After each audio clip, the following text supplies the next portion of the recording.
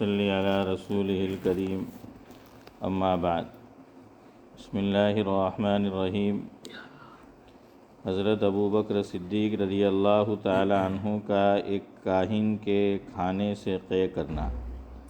حضرت ابو بکر صدیق رضی اللہ تعالی عنہ کا ایک غلام تھا جو غلے کے طور پر اپنی آمدنی میں سے حضرت ابو بکر صدیق رضی اللہ تعالی عنہ کی خدمت میں پیش کیا کرتا تھا۔ ایک مرتبہ وہ کچھ کھانا لایا اور حضرت نے اس میں سے ایک لقمہ نوش فرما لیا۔ غلام نے عرض کیا کہ آپ روزانہ دریافت فرمایا کرتے تھے کہ کس ذریعے سے کمایا، آج دریافت نہیں فرمایا۔ آپ نے فرمایا کہ بھوک کی شدت کی وجہ سے دریافت کرنے کی نوبت نہیں آئی، اب بتاؤ۔ عرض کیا کہ میں زمانہ جاہلیت میں ایک قوم پر گزرا اور ان پر منتر پڑھا۔ انہوں نے مجھ سے وعدہ کر رکھا تھا، آج میرا گزر ادھر کو ہوا تو ان کے یہاں شادی ہو رہی تھی، انہوں نے یہ مجھے دیا تھا۔ حضرت ابو بکر رضی اللہ عنہ نے فرمایا کہ تو مجھے ہلاک ہی کر دیتا۔ اس کے بعد حلق میں ہاتھ ڈال کر قے کرنے کی کوشش کی، مگر ایک لقمہ، وہ بھی بھوک کی شدت کی حالت میں کھایا نہ گیا۔ بھوک کی شدت کی حالت میں کھایا گیا نہ نگلا۔ کسی نے عرض کیا کہ پانی سے قے ہو سکتی ہے۔ ایک بہت بڑا پیالہ پانی کا منگوایا اور پانی پی پی کر قے فرماتے رہے، یہاں تک کہ وہ لقمہ نکالا۔ کسی نے عرض کیا کہ اللہ آپ پر رحم فرمائے، یہ ساری مشقت اس ایک لقمے کی وجہ سے برداشت فرمائی۔ آپ نے ارشاد فرمایا کہ اگر میری جان کے ساتھ بھی یہ لقمہ نکلتا تو میں اس کو نکالتا۔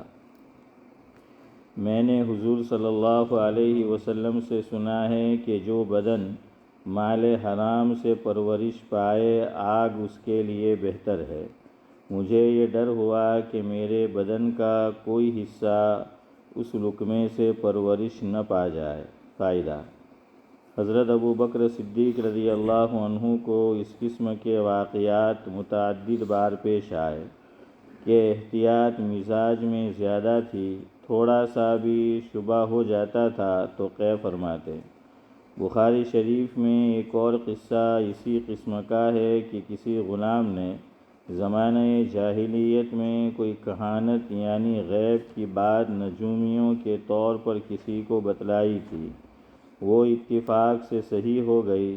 لوگوں نے اس غلام کو کچھ دیا، جس کو انہوں نے اپنی مقررہ رقم میں حضرت ابو بکر صدیق رضی اللہ عنہ کو لا کر دے دیا۔ حضرت نے نوش فرمایا اور پھر جو کچھ پیٹ میں تھا سب قے کیا۔ ان واقعات میں غلاموں کا مال ضروری نہیں کہ ناجائز ہی ہو، دونوں احتمال ہیں، مگر حضرت ابو بکر صدیق رضی اللہ عنہ کی کمال احتیاط نے اس مشتبہ مال کو بھی گوارا نہ کیا۔ حضرت عمر رضی اللہ عنہ کی صدقے کے دودھ سے قے۔ حضرت عمر رضی اللہ عنہ نے ایک مرتبہ دودھ نوش فرمایا۔ اس کا مزہ کچھ عجیب سا، نیا سا معلوم ہوا۔ جن صاحب نے پلایا تھا ان سے پوچھا کہ یہ دودھ کیسا ہے، کہاں سے آیا ہے؟ انہوں نے عرض کیا کہ فلاں جنگل میں صدقے کے اونٹ چر رہے تھے، میں وہاں گیا تو ان لوگوں نے دودھ نکالا جس میں سے مجھے بھی دیا۔ حضرت عمر رضی اللہ عنہ نے منہ میں ہاتھ ڈالا اور سارے کا سارا قے فرما دیا۔ فائدہ: حضرات صحابہ کو ہمیشہ اس بات کا فکر رہتا تھا کہ مشتبہ مال بھی بدن کا حصہ نہ بنے، چہ جائے کہ بالکل حرام، جیسا کہ ہمارے اس زمانے میں شائع ہو گیا۔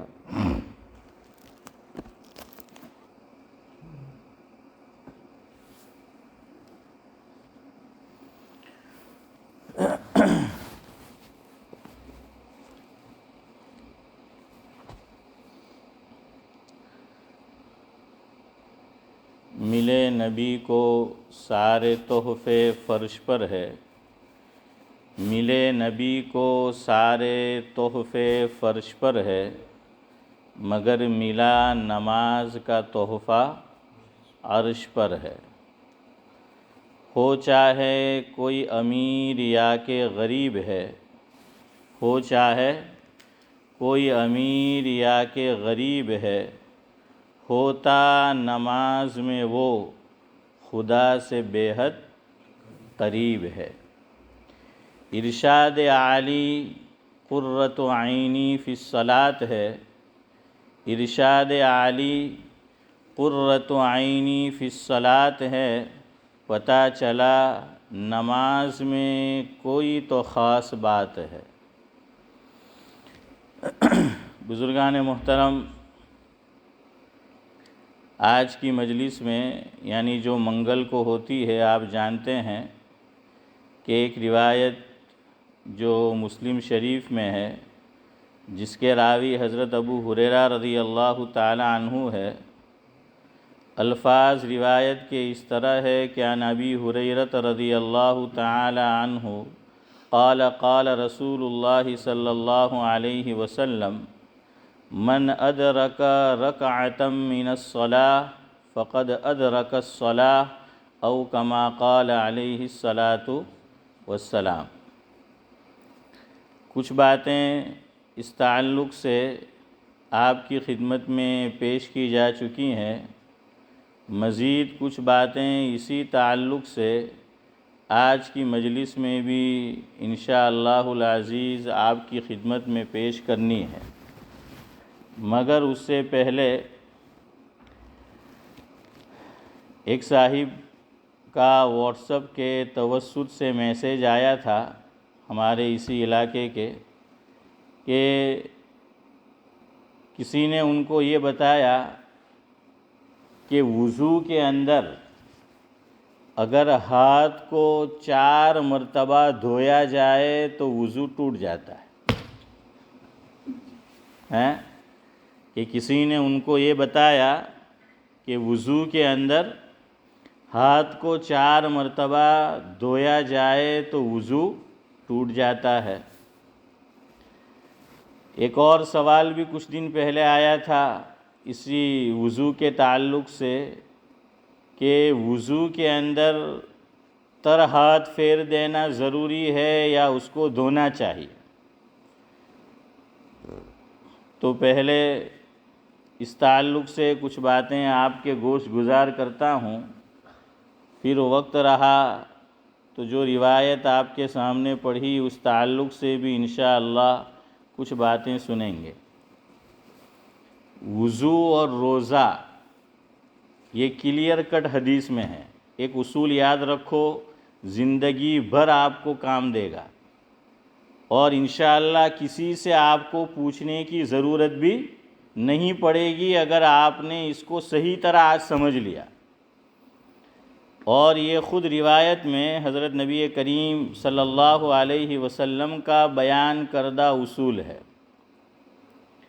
جس کا مفہوم اور خلاصہ یہ ہے کہ وضو ان چیزوں سے ٹوٹتا ہے جو بدن سے باہر نکلتی ہے۔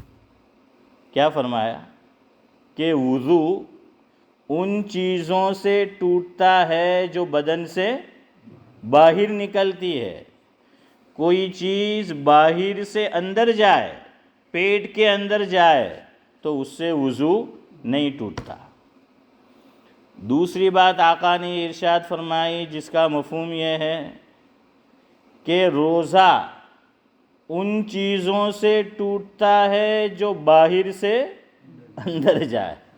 اس کا بالکل اپوزٹ ہے، برعکس ہے، الٹا ہے۔ چلے اب آدھا میں بولتا ہوں جملہ، آدھا آپ پورا کرے تاکہ مجھے بھی کچھ سمجھ آئے کہ آپ سمجھے ہیں۔ عمران بھائی، انڈیا کے اندر اگر آپ اخبار پڑھنے کے شوقین ہو تو پڑھا ہوگا کہ خالی جگہ پور کرو، کہ خالی جگہ نے پوری کرو۔ نہیں، اسکول میں بھی آپ نے અમુક માસ્ટર પાસે બી એવું કરાવતા કે ભાઈ ખાલી જગ્યાને પૂરી કરો. تو ویسا ہی معاملہ میں نے کہا ماسٹر پائیں کراوتا، تو میری سرنیم مارویہ ہے لیکن ہم لوگ گاؤں میں مشہور ماسٹر سے ہے، تو اس لیے میں نے کہا کہ ماسٹر کے پاس، کیونکہ میرے بڑے ابا مرحوم ہو گئے، اللہ تعالیٰ مرحوم کو غری کے رحمت کرے، وہ ٹیچر تھے اسکول کے اندر، سرکاری اسکول میں، تو اس اعتبار سے وہ مشہور ہو گیا تھا۔ خیر، تو آقا نے ایک بات یہ ارشاد فرمائی کہ وضو ان چیزوں سے ٹوٹتا ہے جو شریر سے باہر نکلے، ان چیزوں سے جو ہے وضو ٹوٹتا ہے، اور روزہ ان چیزوں سے ٹوٹ جاتا ہے جو باہر سے پیٹ کے اندر داخل ہو۔ لیکن اس میں پھر فقہا نے یہ شرط رکھی ہے، یاد رکھو، کہ جو اصلی ہول اللہ تبارک و تعالیٰ نے میرے اور آپ کے بدن میں بنائے ہیں وہاں سے داخل ہو، اصلی ہول، ریئل سوراخ، اور وہ داخل بھی ہو تو کہاں، وہ بھی سنو، کہ ڈائریکٹ یا تو وہ معدے میں جائے یا ڈائریکٹ وہ دماغ میں پہنچے۔ دو شرط، کہ جو چیز باہر سے اندر جاتی ہے جسم کے اندر، تو اس میں پھر دو شرطیں رکھ دی، ایک تو اللہ تبارک و تعالیٰ نے میرے اور آپ کے بدن میں جو اصلی سوراخ رکھے ہیں، نیچرل ہول، وہاں سے جائے، اور دوسرا جائے تو کہاں جائے، یا تو معدے میں جائے، پیٹ میں جائے، اسٹمک کے اندر جائے، یا پھر دماغ کے اندر جائے، برین کے اندر جو ہے وہ پہنچے۔ اب یہاں سے ایک مسئلہ حل ہوا، روزے میں کسی کی حالت دیگر گوں ہو گئی، یعنی حالت بگڑ گئی، طبیعت خراب ہو گئی، اللہ نہ کرے روزے کی حالت میں، اب ڈاکٹر نے یہ تجویز کیا بطور علاج، تشخیص کے بعد، چیک کرنے کے بعد، کہ اس کو ڈرپ چڑھانا پڑے گا، بوتل چڑھانی پڑے گی، گلوکوز دینا پڑے گا، تو اس سے روزہ نہیں ٹوٹتا ہے۔ اب دیکھیے، ایک چیز باہر سے جسم میں جا رہی ہے، اس لیے میں نے دو شرطیں آپ کو بتائی، ورنہ آپ یہ خیال کرتے کہ بھائی روزے کی حالت میں ڈریپ چڑھائی تو اب روزہ ٹوٹ جانا چاہیے، چونکہ ایک چیز باہر سے کہاں جا رہی ہے، جسم کے اندر جا رہی ہے۔ لیکن آپ کسی بھی مفتی صاحب کے پاس چلے جائیے تو وہ آپ کو یہی کہیں گے کہ اس کا روزہ نہیں ٹوٹا۔ کیوں نہیں ٹوٹا بھائی؟ تو وہ اس لیے نہیں ٹوٹا کہ نیچرل سوراخ سے ڈریپ نہیں چڑھایا گیا۔ عام طور سے جو ڈریپ چڑھایا جاتا ہے، بوتل چڑھائی جاتی ہے، وہ رگوں کے واسطے سے، تو جسم میں تو جانا پایا گیا، لیکن کیا نہیں پایا گیا؟ نیچرل ہول، اصلی ہول، اس سے جانا نہیں پایا گیا۔ نیچرل ہول جسم میں کتنے ہیں؟ نمبر 1 منہ، یہ نیچرل ہول ہے۔ نمبر 2 ناک، یہ جو سوراخ ہے یہ نیچرل ہول ہے۔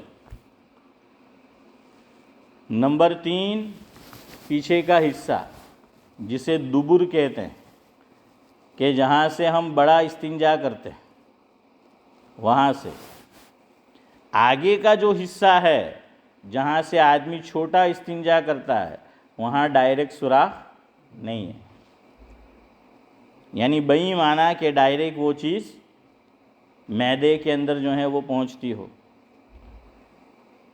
اب پیچھے کے حصے میں بھی بعض مرتبہ دوائی اگر لگائی جاتی ہے تو وہ باہر کے حصے میں لگائی جائے تو کوئی پرابلم نہیں ہے، چونکہ وہ اندر تک وہ چیز نہیں پہنچی، یہ یاد رکھو۔ اسی طرح کسی کو زکام ہو گیا، سردی جس کو ہم بولتے ہیں، اور وہ روزے کی حالت میں ہے، تو جو میڈ ان انڈیا اور میڈ ان پاکستان یا میڈ ان بنگلہ دیش ہے صدیق بھائی، تو وہ وہاں سے وکس لے کر آتے ہیں، ہیں اور وہ چوپڑتے ہیں، وہ لگاتے ہیں. کہاں لگایا؟ یوں ناک پہ جو ہے وہ باہر کی طرف وہ لگاتے ہیں، یا اندر کی طرف بالکل یہاں سامنے لگایا، اندر تک نہیں لگایا، تو روزہ ٹوٹے گا؟ نہیں ٹوٹے گا. کیوں؟ یہ باہر ہی باہر جو ہے وہ چیز ہے. صرف لگانا دوا وہ کافی نہیں ہے، بلکہ اس کا اثر اور وہ چیز کہاں پہنچنی چاہیے؟ دماغ تک پہنچنی چاہیے. اور میری بات بھی اسی وقت کامیاب ہے کہ جو آپ کے دماغ تک پہنچے ہیں حافظ امتیاز، وہ بھی دماغ تک پہنچنی چاہیے آپ کی. تو سمجھ آیا؟ تو یہ ایک نیچرل سوراخ ہے. 2 کان 3 ہو گئی، 1 2 3 آپ کو بتایا. چوتھا کان ہے. تو نورانی بھائی کان کا مسئلہ خوب کان لگا کر سنو. پرانی کتابوں میں یہ لکھا ہے کہ روزے کی حالت میں کان میں دوائی ٹپکائی. تو اسماعیل چچا بڑی عمر کے ہیں، اللہ ان کو عافیت کے ساتھ سلامت رکھے، بڑی عمر عطا فرمائے. ان کو بھی، ہم سب کو بھی ان کو پتہ ہوگا کہ پرانے دور میں یہ مسئلہ بتایا جاتا تھا کہ روزے کی حالت میں کان میں دوا ٹپکانے سے روزہ ٹوٹ جاتا ہے نا؟ ہاں، کہ روزہ جو ہے وہ ٹوٹ جاتا ہے. لیکن حنیف بھائی اب سائنس نے، میڈیکل سائنس نے بہت ترقی کی اور اب اس نتیجے پر پہنچے ہیں. دیکھیے اب آپ یہ مت کہنا کیا بنا مولوی لوگ آپ نے مرائی لکھا ہے کیا جھوٹی احمد کہا کئی رو کے ہم کہ روزو ہم کے ٹوٹی گئے ہم کے بھائی لوگ نے خبر نہیں ہوتی. بھائی جتنا ڈاکٹر نے بتایا انہوں نے پوچھا وہ اسی کے مطابق کہیں گے. اور جس میں آدمی 100% اس کو یقین نہ ہو تو کس پہ عمل کریں گے پھر؟ احتیاط پر. اور احتیاط کا پہلو کیا ہے کہ بھائی دوائی ڈالو ہی مت، ہے نا؟ ہاں، جہاں شک ہو جائے تو وہاں پر پھر جس میں احتیاط ہے اس پہ عمل کرو. اور حضرت امام ابو حنیفہ علیہ الرحمہ کی فقہ کے اندر ایک خوبی یہ بھی ہے کہ حضرت ہمیشہ احتیاط پر عمل بتلاتے ہیں. سمجھ آیا؟ تو بھائی وہ پہلے اس لیے جتنی علماء کو تحقیق ہوئی اتنا جواب انہوں نے آپ کو دیا. ان کو ڈاکٹر نے بتایا کہ بھائی کان سے دوائی ڈالیں گے تو دماغ تک درمیان میں کوئی پردہ نہیں ہے، سیدھا دماغ میں جو ہے وہ دوائی چلی جاتی ہے. تو دماغ میں چلی گئی. تو پھر انہوں نے یہ بتایا. لیکن نئی جو ریسرچ ہے، نئی جو تحقیق ہے تو وہ یہ بتاتی ہے، اور اکبر مرحوم نے اسی لیے کہا تھا کہ برسوں فلاسفہ کی چنی و چنا رہی، برسوں فلاسفہ کی چنی و چنا رہی، خدا کی بات جہاں تھی وہاں رہی. ہے نا حنیف بھائی؟ تو خدا کی بات ہے. سائنس جو ہے، میڈیکل سائنس، اس کا نظریہ بھی بدلتے رہتا ہے. کبھی کچھ پرانے سائنسدان کچھ کہتے تھے، نئے سائنسدان جو ہیں وہ کچھ کہتے ہیں. پہلے کہتے تھے کہ زمین گھومتی تھی اور اب کہتے ہیں کہ زمین ساکت ہے بلکہ آسمان گھومتا ہے. اسی لیے خواجہ عزیز الحسن مجذوب رحمۃ اللہ علیہ نے شکایتاً ایک شعر کہا ہے، سائنسدانوں سے، فلاسفروں سے شکایت کی کہ تھا عالم بالا میں تو گردش میں فلک تھا عالم بالا میں تو گردش میں فلک تھا، اور جب سے زمین پہ ہوں گردش میں زمین ہے کہ جب تک پیدا نہیں ہوا تھا تو یوں کہتے تھے اسماعیل بھائی کہ آسمان گھومتا ہے، اور کہا کہ تب تو میں تھا ہی نہیں، آسمان میں تھا، اور زمین میں آیا ہوں تو کہتے ہیں کہ زمین گھومتی.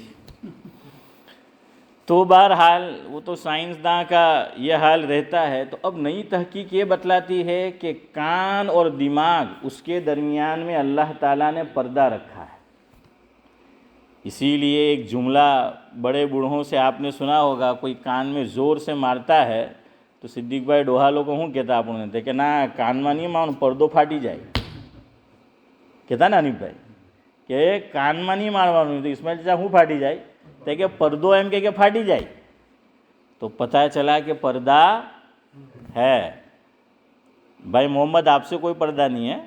ہاں تو کیا ہے پردہ جو ہے وہ ہے، تو اس لیے کہا کہ کان میں دوائی ٹپکائی تو روزہ نہیں ٹوٹے گا. کیوں نہیں ٹوٹے گا سمجھ آئی؟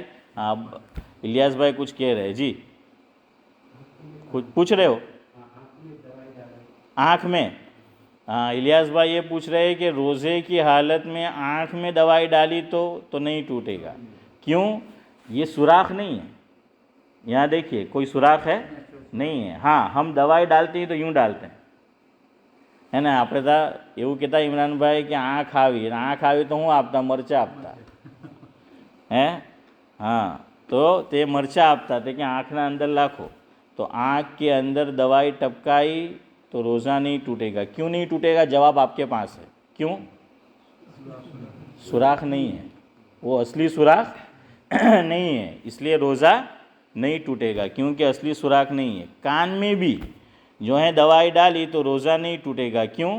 اللہ تعالیٰ نے دماغ کے درمیان میں اور یہ جو کان کا سوراخ ہے اس میں کیا رکھا ہے؟ پردہ رکھا ہے، اس لیے ڈائریکٹ وہ چیز دوائی وہاں پر پہنچتی نہیں ہے. خیر یہ تو مختصر آپ کو روزے کا فلسفہ بتا دیا. اب وضو کی طرف آئے. وضو کوئی چیز جسم سے باہر نکلتی ہے تو وضو ٹوٹتا ہے، کوئی چیز باہر سے اندر جائے تو وضو نہیں ٹوٹتا. اسی لیے وضو کے بعد ہم نے کھانا کھایا تو نہیں ٹوٹا، ورنہ تو رمضان المبارک میں افطار کے بعد سسرے سب کو وضو کرنے پڑتے ہیں.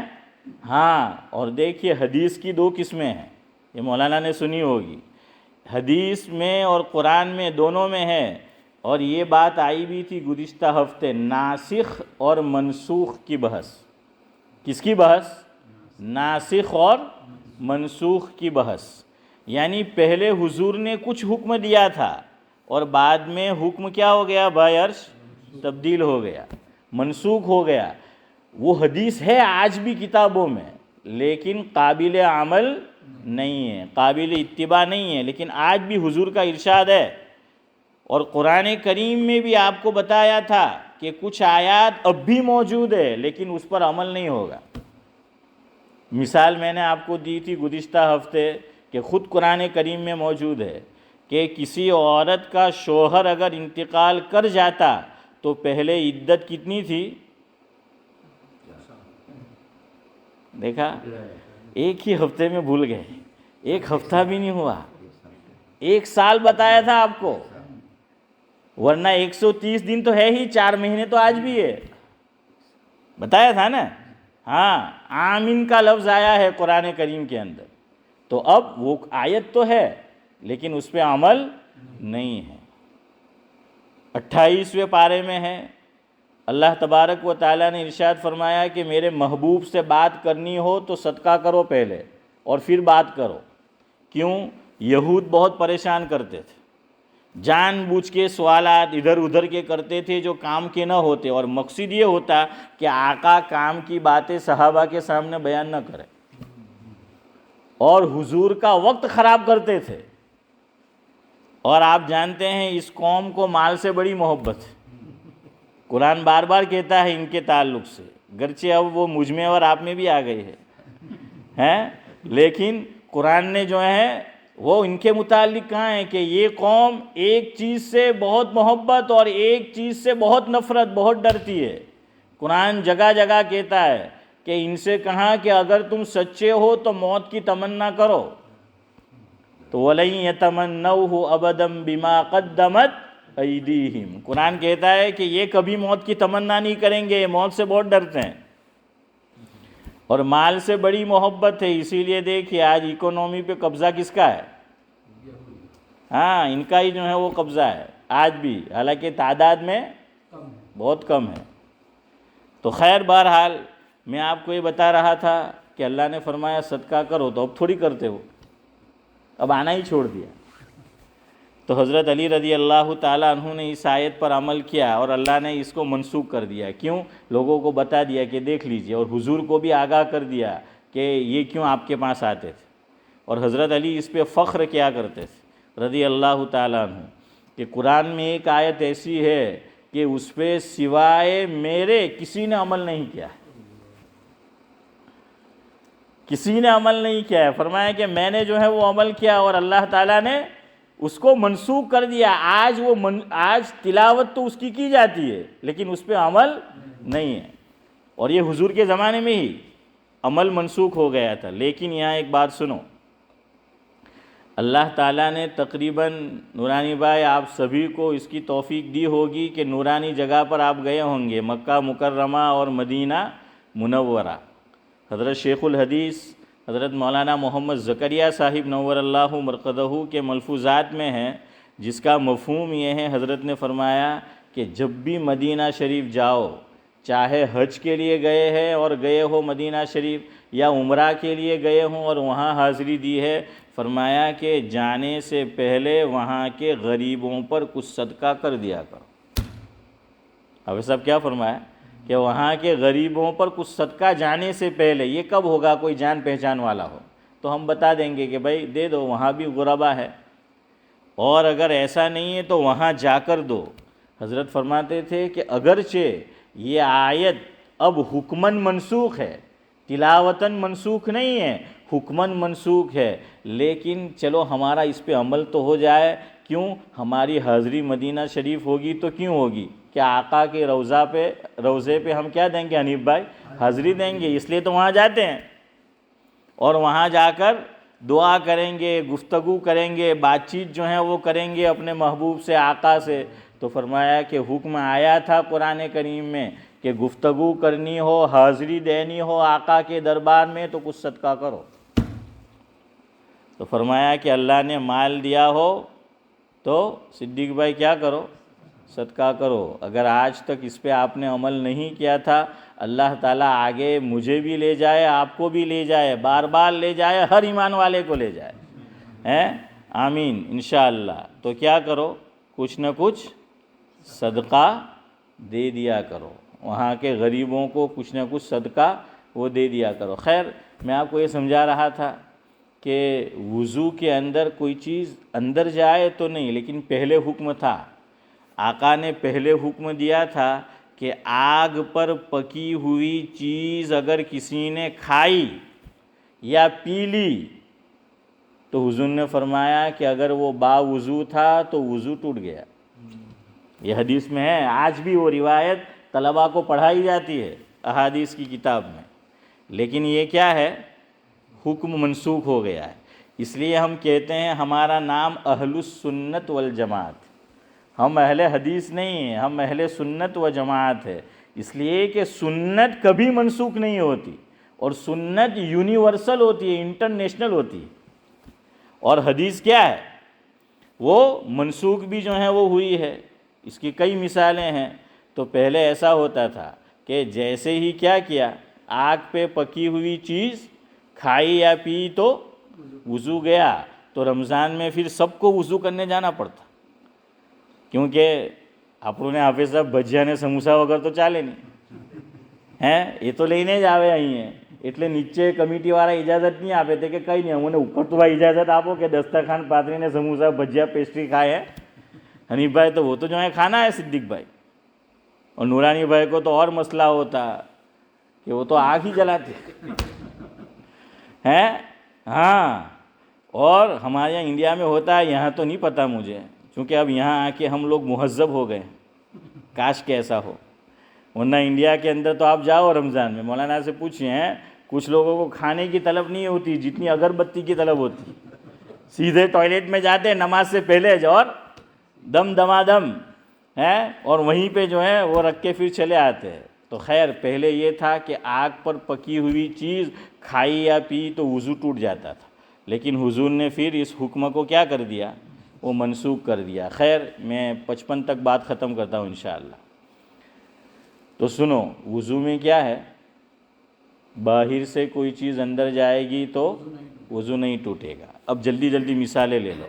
बदन से चीज़ निकलती है तो वज़ू टूटता है, पेशाब बदन से निकला वज़ू टूट गया, पाखाना बदन से निकला वज़ू टूट गया, पीप परू जिसे कहते हैं हनीफ भाई, बदन से निकला वज़ू टूट गया, खून बदन से निकला लेकिन उसमें शर्त, इतना निकले کہ جو بہہ جائے، ورنہ وہ تھوڑا سا خالی ڈاٹ جو ہوتا ہے جیسے وہ شوگر چیک کرتے ہیں تو وضو نہیں ٹوٹے گا، لیکن ڈاکٹر خون لیتا ہے تو وضو ٹوٹ جائے گا.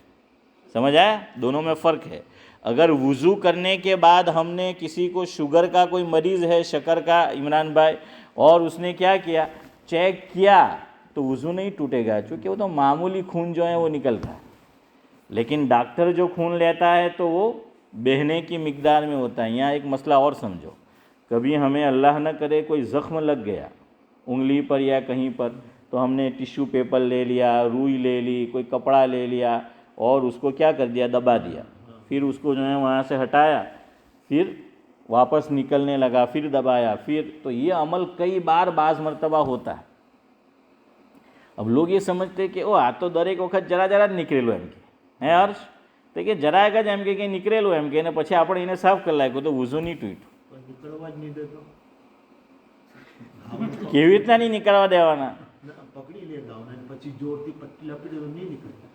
પટ્ટી પકડી રાખીએ તો કદાચ નહીં નીકળે, પટ્ટી રાખે તો તે નીકળે, પછી તો તે અંદરમાંથી તો બી અંદરમાં ફેલાય. અને નીકળવા જ નહીં દે અને પટ્ટી બાંધી દે તો પછી તો નહીં નીકળે. એવું થાય પછી તમે મને પૂછજો મસ્ત. હે મોહમ્મદ? તો એ તો સારું મુશ્કેલ છે. હે ચોર નહીં પકડાય પણ આ લોહી भी नहीं पकड़ाई है, तो वो तो खैर रहता नहीं है, वो तो जो है वो निकलता ही है. वो तो बहने की मिकदार अगर ऐसा हो तो नहीं होगा, अगर नहीं निकला तो हुक्म साफ है. पहला जवाब मजाक का था आपसे, लेकिन उसका जवाब ये है कि अगर आपने उसको निकलने ही नहीं दिया तो भाई वो निकला ही नहीं तो वज़ू नहीं टूटा आपका. समझ आया कि नहीं? लेकिन वो निकल गया, लेकिन हमें गलत फहमी होती है बाद में कि तो जरा जरा જ નીકળેલું એમ કે 8-10 વખત. અલા ભાઈ 8-10 વખત જરા જરા નીકળેલું, પણ તે તું એ સર્ફ કર્યું તો એટલું થઈ ગયું કે એને એમ જ નીકળવા દેતે તો हाँ वही जे છે તે જતે. तो इसलिए वज़ू क्या है, टूट गया. आखिरी बात सुन लो, वो बात तो रह ही गई. मैंने ये तमहीद कायम की, मुझे जवाब उसी का देना था जो पूछा कि 4 मरतबा जो है वो हाथ धोए तो वज़ू टूट जाता है, तो उसी का जवाब देना था. लेकिन इंशाअल्लाह अगली मजलिस में, आखिरी बात सुन लो, वक्त हो गया है. एक हराम काम मुझसे और आपसे नादानी में हो जाता है, हराम काम हो जाता है. वो क्या कि बचपन में हमें आदत थी, अब तो शायद ना हो, कि जैसे ही कोई चीज़ लगी है मोहम्मद, कुछ ठोकर कुछ ये, तो क्या खून निकला, નાલા ઉતા તો પોતે પોતાનું લોહી પીતા. આજે લોકો આપણું લોહી પી હે, મોટા થયા તો લોકો નહીં છોડતા, તે સાલા લોહી પીછાયેલા હે, અને નાલા ઉતા તો આપણે આપણું લોહી पीता होता है. एक साहिब को मच्छर ने काटा तो उन्होंने उसको नहीं मारा, जाने दिया. तो किसी ने उससे पूछा कि यार मच्छर काटा तो उसको मार भी सकता था, क्यों नहीं मारा? कि अपना लहू है. तो है तो खैर, बहरहाल ये पीने का नहीं, ये खून पीना हराम है. कुरान में है इन्नमा हर्रमा अलैकुमुल मैतता वद्दम, तो खून पीना हराम है. आखिरी बात, बाज़ आमिल लोग हमारे पास ये काम कराते, वो भी नहीं करने का. क्या कहते हैं कि काली मुर्गी लेके आओ और उसको ज़बह करते हैं, कहाँ खून लाओ, और खून से कुरान करीम की आयत लिखते हैं तावीज़ के तौर पर. ये मैंने खुद देखा है. जब मैं पढ़ता था रांदेर में तो एक आमिल ने, और मेरे वालिद का जो है, मेरे वालिद को कैंसर हुआ था, तो अब हमारे यहाँ ये भी है कि આપણે કોઈ બીમારી જ નહીં સમજે કે બહારનું જ થયેલું છે, હે ને? આપણે તો એવું જ ચાલે ને. બૈરા તો એમાં આપણાથી નંબર 1 હે, કંઈ થાય તો કે આ બહારનું જ થયેલું છે એમ કે. તો બહરહાલ हमें भी वालिद को कैंसर हुआ तो लोग कहने लगे थे कि તારા બાજીને બહારનું થયેલું છે એમ કે મૌલ સાહેબને બતાવ. तो ત્યાં તો આપણે મૌલ સાહેબ નહીં, તો આપણે મૌલ સાહેબને જ બતાવવું पड़ता होता. तो उसने कहा कि काली मुर्गी लेके आओ, तो वो तो चलो वहाँ तक ठीक थी बात, लेकिन क्या करना है तो कि उसको काट के जो खून होगा उससे मैं तावीज़ लिखूँगा कुरान. मैंने कहा ये तो हराम है, खून पीना भी हराम है, अपना हो या हाँ, और खून से लिखना भी हराम है. सुभान अल्लाह बिहम्दिही, सुभानक अल्लाहुम्मा बिहम्दिक, नशहदु अल्ला इलाहा.